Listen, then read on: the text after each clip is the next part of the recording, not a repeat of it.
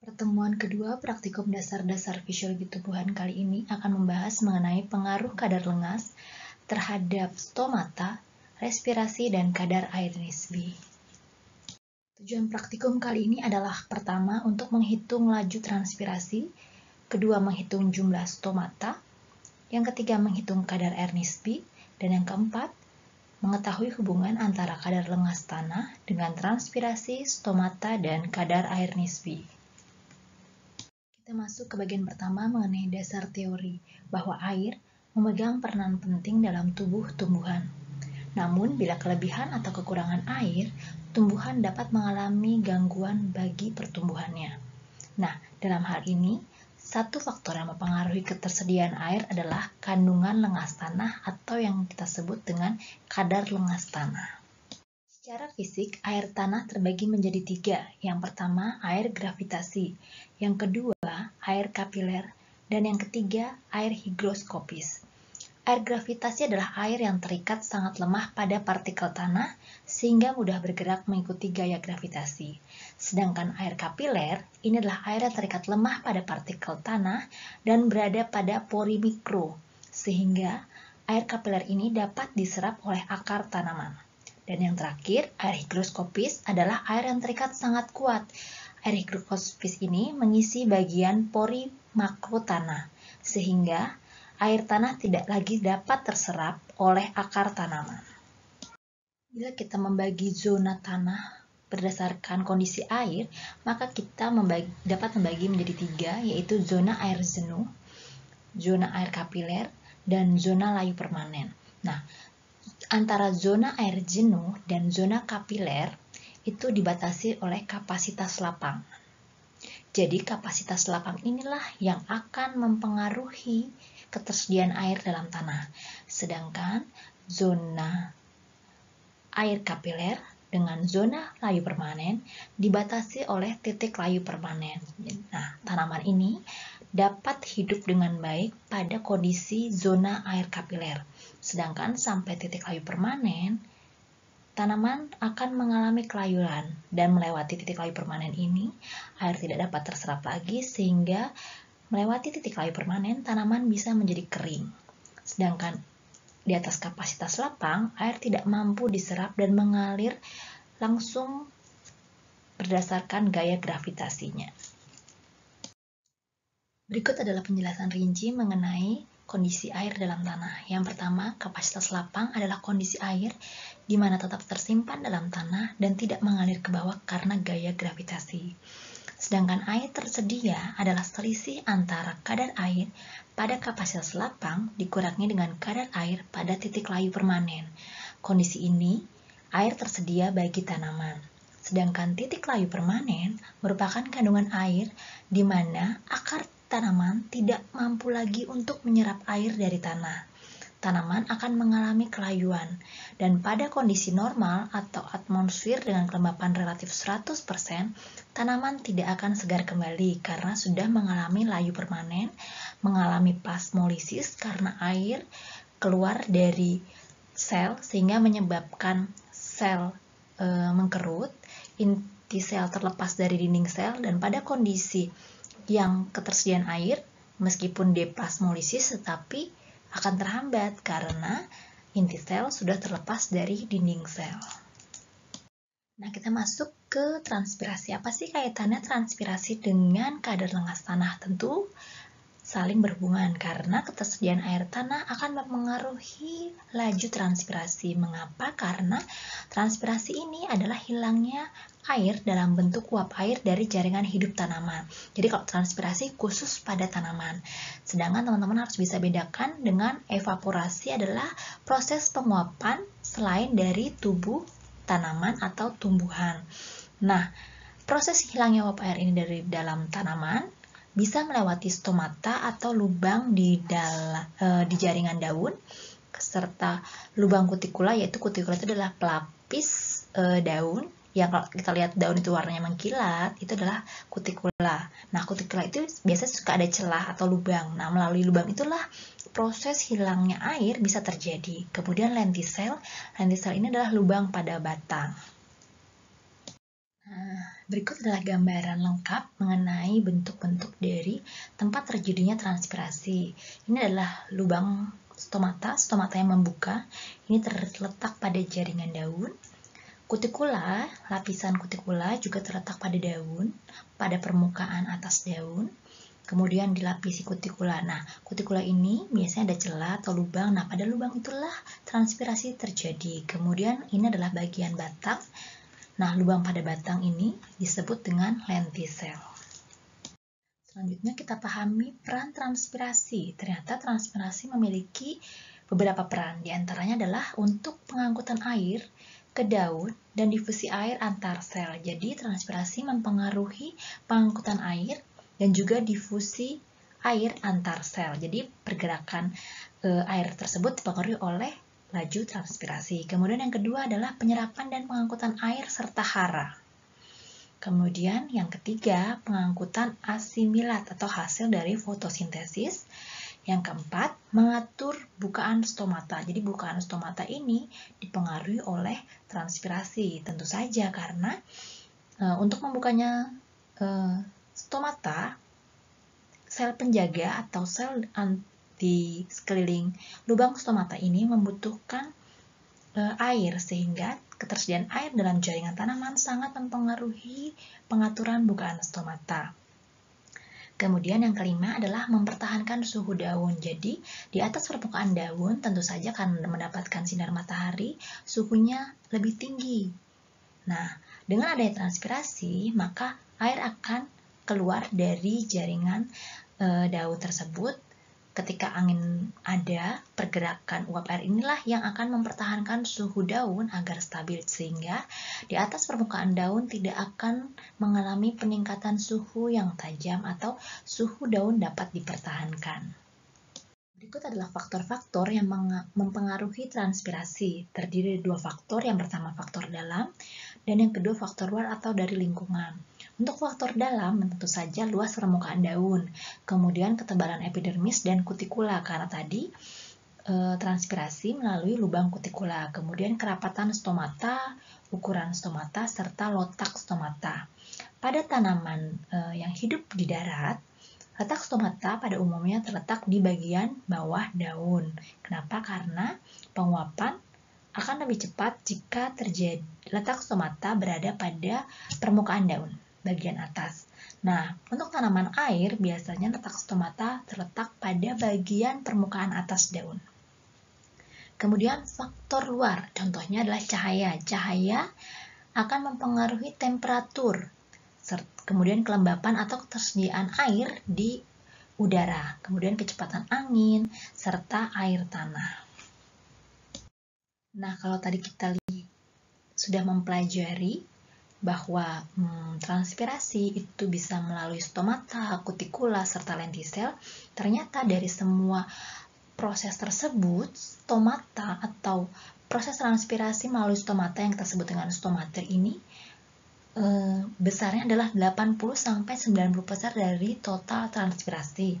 Sedangkan yang melalui lubang kutikula atau kutikuler sebesar 20% dari total transpirasi, dan melalui lentisel atau lentikuler itu adalah 0,1% saja dari total transpirasi tumbuhan. Nah, ini adalah bagian dari stomata, di mana uap air bisa keluar melalui lubang stomata ini. Nah, proses keluarnya uap air, kalau teman-teman masih ingat pertemuan yang minggu pertama, bahwa proses keluarnya uap air dari tubuh tanaman melalui proses difusi. Nah, ini adalah jalur pengangkutan air dari tanah melalui akar. Itu ada yang melalui jalur apoplas atau melalui dinding selnya.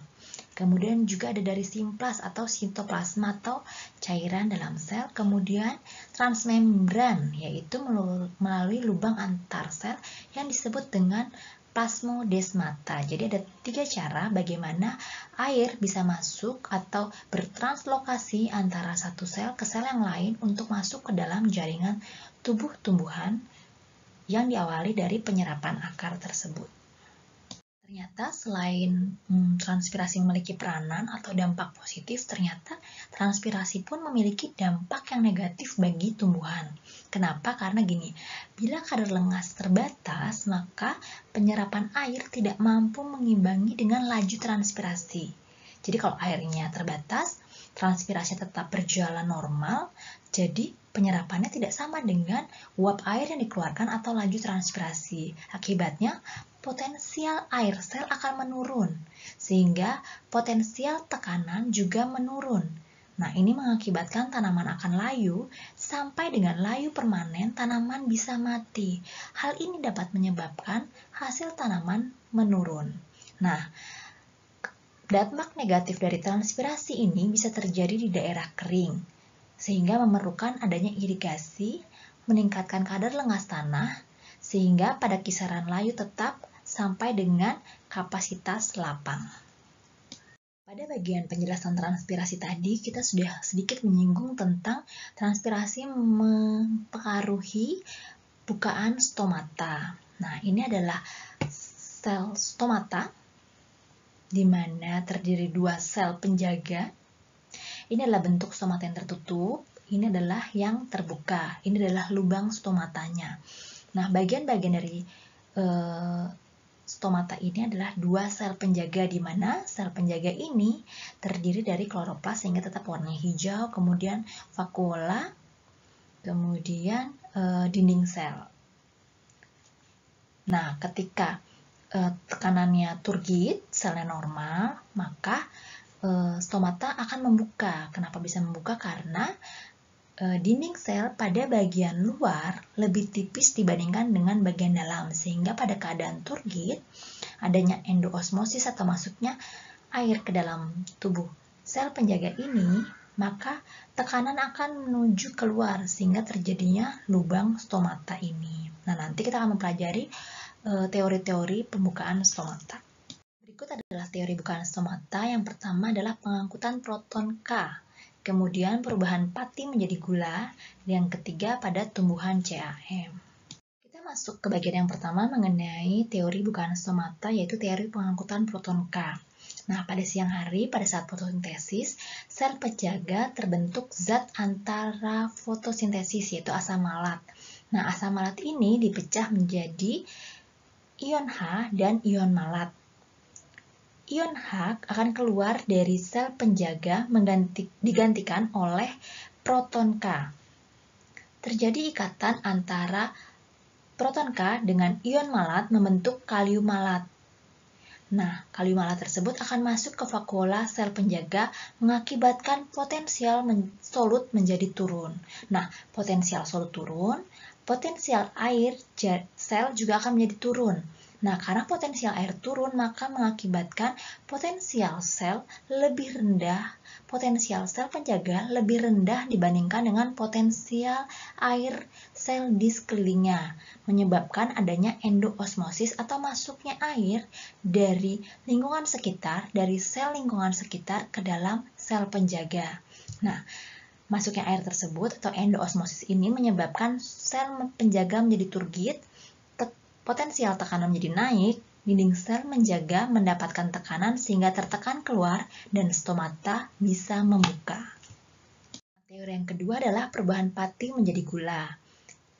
Pada siang hari juga, CO2 diserap digunakan untuk fotosintesis. Kandungan CO2 dalam ruang antar sel turun sehingga mengakibatkan pH menjadi naik. Nah, pati dalam sel penjaga terhidrolisis menjadi gula karena tadi pH menjadi naik. Nah, akibatnya apa? Potensial solut sel penjaga akan turun, akan semakin turun, sehingga menyebabkan potensial air menjadi turun.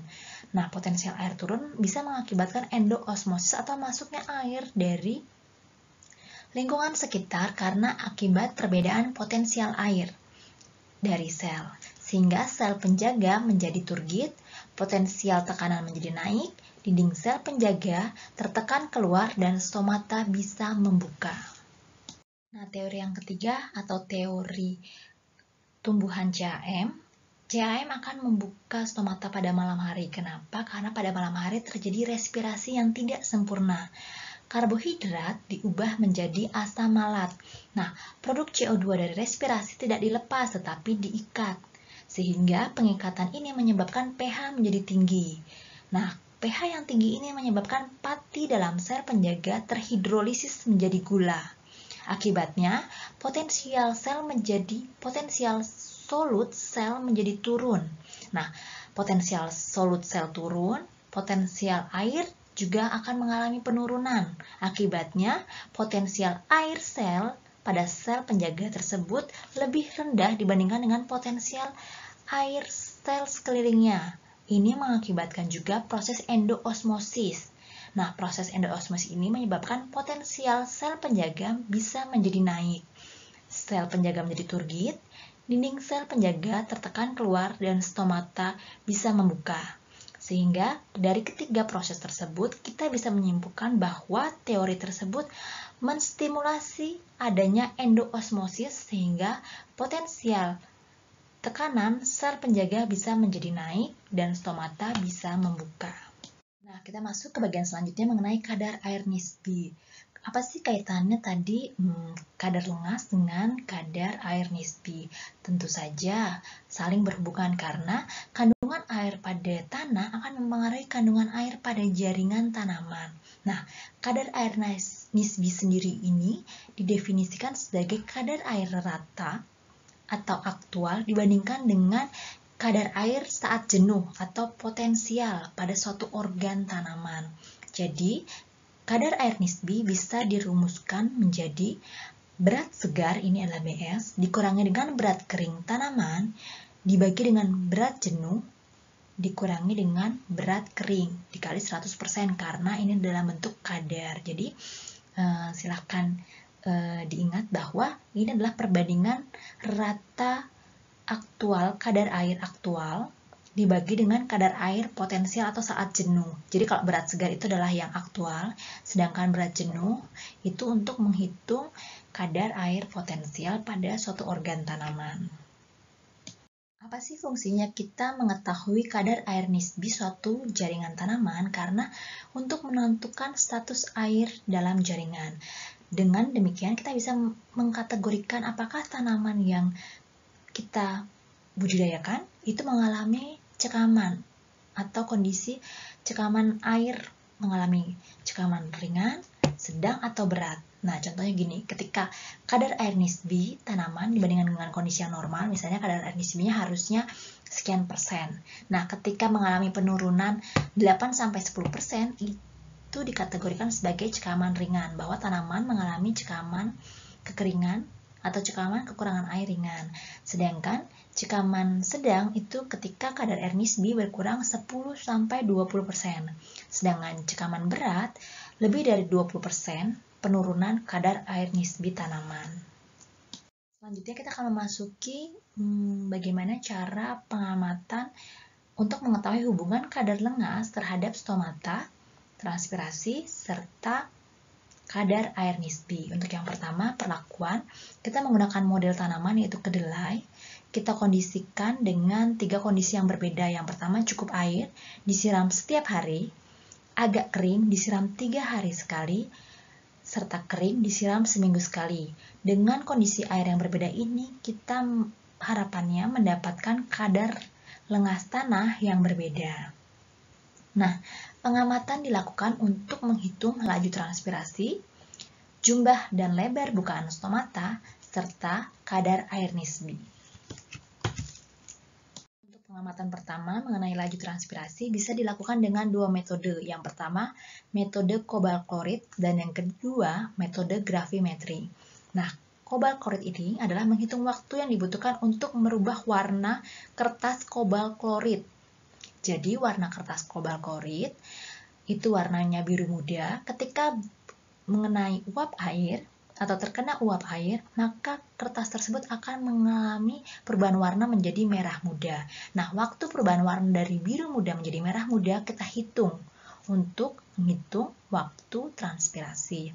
Sedangkan metode gravimetri kita menghitung bobot air yang hilang karena proses transpirasi. Jadi ingat, proses transpirasi dari tubuh tumbuhan atau tanaman saja, bukan dari permukaan tanah. Jadi nanti kita akan membuat model bagaimana menghitung kehilangan air dari tanaman saja. Nah, laju transpirasi dirumuskan dengan air yang hilang karena transpirasi per luas daun per waktu. Nanti kita hitung. Kita lihat tahap selanjutnya. Desain metode global klorid. Jadi ada daun, kemudian kita gunakan kertas global klorid yang kita tutup dengan mika. Jadi kertas daun, kertas global klorid baru plastik mika. Kenapa? Agar memastikan bahwa perubahan tersebut tidak terjadi karena uap air di lingkungan, tapi dari dalam tanaman saja. Nah, kemudian dijepit di permukaan atas dan bawah daun, kita amati berapa lama atau berapa waktu yang dibutuhkan untuk merubah warna dari biru menjadi merah muda. Nah, kertas global klorid ini berfungsi untuk menangkap uap air dari hasil transpirasi. Ketika terkena uap air tersebut, maka akan berubah menjadi merah muda. Jadi ingat, kita menghitung waktu perubahan warna tersebut. Proses yang kedua adalah metode gravimetri. Tadi kita ingat bahwa kalau transpirasi itu adalah dari tanaman saja, bukan dari permukaan tanah. Maka kita tutup, kita bungkus polybag serapat mungkin, sehingga tidak ada celah dengan plastik. Nah, kemudian kita timbang. Setelah 24 jam, kita timbang kembali. Kita hitung selisih bobot awal sebelum 24 jam dan setelah 24 jam. Nah, selisih ini menandakan bahwa air atau kadar lengas tanah itu keluar dalam bentuk transpirasi. Nah, prosesnya selisih bobot tersebut adalah banyaknya air yang keluar karena hasil transpirasi. Nah, proses laju transpirasi kita harus menghitung menggunakan air yang hilang tadi, berat awal kemudian dikurangin 24 jam. Berat 24 setelah 24 jam dibagi dengan luas daun dan waktunya kita tahu 24 jam. Sedangkan bagaimana menghitung luas daun ada dua cara, yaitu gravimetri, itu dengan bobot pola per bobot standar. Jadi kita membuat bobot standar dikali dengan 100 cm persegi, nanti bisa kehitung luas daun. Nah, kalau ini dengan alat yang namanya leaf area meter. Jadi untuk mendapatkan luas daun dengan dua cara. Setelah dapat luas daun, kita masukkan ke dalam rumus bobot selisih tadi, itu adalah air yang hilang karena proses transpirasi. Kita pastikan transpirasi, kenapa? Karena kita sudah menutup permukaan tanah polybag tersebut dengan plastik, sehingga permukaan tanah tidak mengalami penguapan atau evaporasi. Jadi proses hilangnya uap air tersebut benar-benar karena transpirasi. Kemudian air yang hilang tersebut karena transpirasi dibagi dengan luas daun yang sudah diketahui dihitung dengan metode ini, gravimetri atau leaf area. Kemudian bagi dengan waktunya adalah 24 jam. Maka kita dapat mengetahui laju transpirasi tanaman. Nah, setelah mendapatkan data, kita buat adalah grafik regresi antara kadar lengas dengan waktu transpirasi tadi, waktu yang dibutuhkan untuk merubah warna kertas global klorid. Apakah semakin tinggi kadar lengas, maka semakin cepat waktu yang dibutuhkan. Silakan teman-teman buat berdasarkan data yang telah teman-teman dapatkan. Kemudian yang kedua, dengan metode gravimetri adalah kadar lengas, yaitu dengan laju transpirasi tadi kita hitung dengan rumus selisih berat dibagi dengan luas daun dibagi dengan waktu per jam. Kita hitung laju transpirasi kaitannya dengan kadar lengas. Apakah kadar lengas mempengaruhi laju transpirasi? Apakah kadar lengas yang semakin tinggi, laju transpirasinya semakin cepat atau semakin lambat? Silakan teman-teman buat grafik, kemudian hubungannya secara regresi. Selanjutnya pengamatan stomata. Bagaimana cara mengamati stomata? Jadi tanaman yang tadi kita sudah perlakukan, tanaman kedelai yang kita kondisi dengan 3 kondisi, yaitu cukup air, agak kering dan kering. Kemudian ini adalah kutek warna bening, ini adalah solatif bening, gunting, serta objek gelas. Jadi yang pertama adalah kita berikan cutek pada bagian bawah daun, tipis saja, biarkan sedikit kering. Kemudian kita cetak dengan solatif. Jadi kita tempel solatif, setelah benar-benar kering kita cabut solatifnya tersebut agar cetakan dari kutek ini bisa menempel ke dalam solatif. Nah, dari isolasi ini atau solatif bening ini bisa kita tempelkan ke objek gelas. Kita akan melihat adanya cetakan-cetakan bentuk dari daun tersebut. Nah, cetakan tersebut bisa menampilkan bentuk stomata pada bagian bawah daun. Setelah mendapatkan cetakan pada objek gelas, kita amati di bawah mikroskop. Begini kira-kira penampangnya, bahwa penampakannya ketika ini adalah bulat-bulat kecil, ini adalah stomata. Kemudian ini adalah sel-selnya. Jadi kita hitung nanti berapa stomatanya dan jumlahnya, berapa juga lebar bukaan stomata. Jadi teman-teman ingat ya, lebar bukaan stomata, bukan lebar stomatanya. Berikut adalah cara mengamati kerapatan stomata atau jumlah stomata. Jadi kita menggunakan perbesaran lensa objektif 10 kali, menggunakan lensa okuler dengan perbesaran 10 kali yang dilengkapi dengan mikrometer berbentuk jaring. Jadi bentuknya kotak-kotak itu seperti jaring dengan luasan 1 mm persegi. Nah, kita hitung di setiap kotak ada berapa jumlah stomata tersebut. Nah, nanti kita kalikan dengan luasan mikrometer jaring tersebut, yaitu 1 mm. Nah, setiap 1 mm persegi berapakah banyak stomata yang terdapat dalam jaring tersebut. Nah, itu adalah kerapatan stomata atau densitasnya. Untuk mengamati lebar bukaan stomata, kita menggunakan perbesaran lensa objektif 40 kali. Menggunakan lensa okuler dengan perbesaran 10 kali yang dilengkapi dengan mikrometer berbentuk pagar. Kalau tadi jaring kotak-kotak, kalau ini pagar kayak seperti penggaris.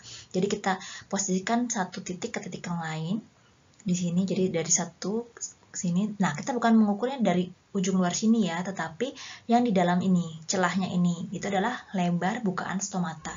Jadi yang diukur adalah lebar bukaan stomata, bukan lebar stomata. Kalau lebar stomata antara dinding sel penjaga terluar dari satu sisi ke sisi yang lain, sedangkan lebar bukaan stomata adalah lebarnya yang diukur.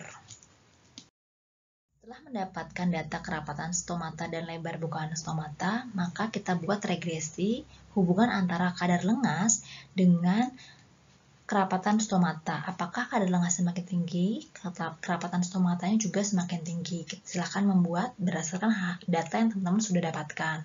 Kemudian lebar bukaan stomata. Apakah kadar lengas yang semakin tinggi, maka lebar bukaan stomata juga semakin tinggi pula. Jadi teman-teman silakan buat berarti yang cukup air, agak kering, serta kering. Jadi teman-teman silakan buat regresinya tersebut. Nah, selanjutnya pengamatan kadar air nisbi. Nah, tadi kita sudah pada saat definisi kadar air nisbi, kita ingat bahwa kadar air nisbi adalah perbandingan air aktual atau air yang dikandung dalam jaringan tanaman sesungguhnya dengan yang potensial atau berat jenuh atau kapasitas maksimal di mana jaringan tersebut mampu menyimpan air. Nah, bagaimana cara menghitungnya? Berarti berat segar dikurangi dengan berat kering. Artinya, kalau dikurangin gini, berat segar kurangan berat kering adalah hasil dari fotosintesis.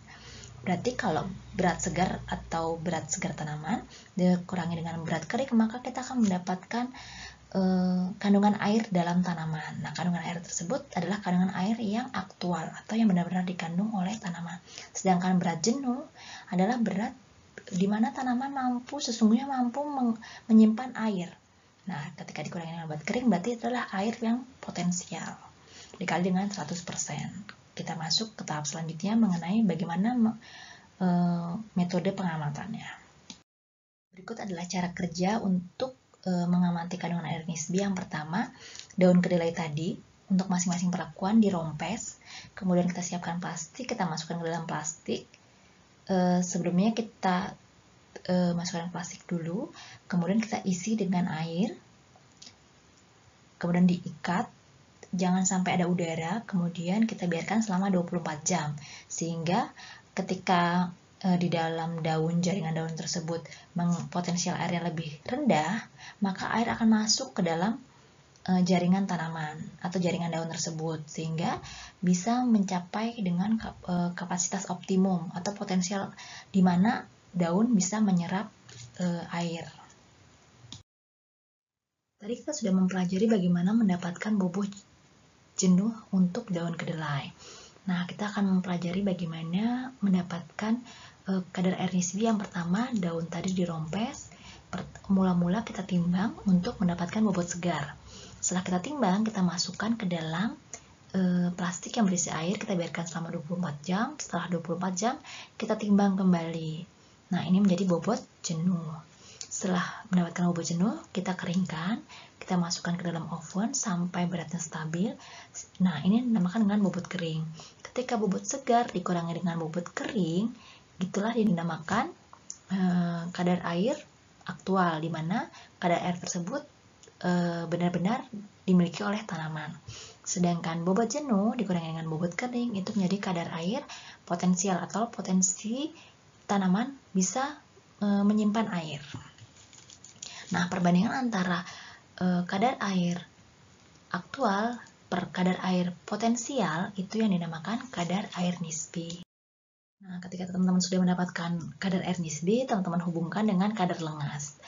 Bagaimana kaitannya kadar lengas terhadap kadar air nisbi? Apakah kadar lengas yang semakin tinggi atau semakin rendah itu mempengaruhi kadar air dalam jaringan tanaman atau kadar air nisbi tersebut? Silahkan membuat regresi antara kadar lengas dengan kadar air nisbi. Setelah mengamati ketiga data tersebut mengenai laju transpirasi, stomata, serta kadar air nisbi, silakan teman-teman membuat laporan dengan kisi-kisi. Yang pertama, pengertian dari kadar lengas. Yang kedua, pengertian transpirasi dan kadar air nisbi, serta fungsi dari stomata. Apa sih fungsinya stomata bagi tanaman? Kemudian yang ketiga, faktor yang mempengaruhi laju transpirasi, bukaan stomata, dan kadar air nisbi.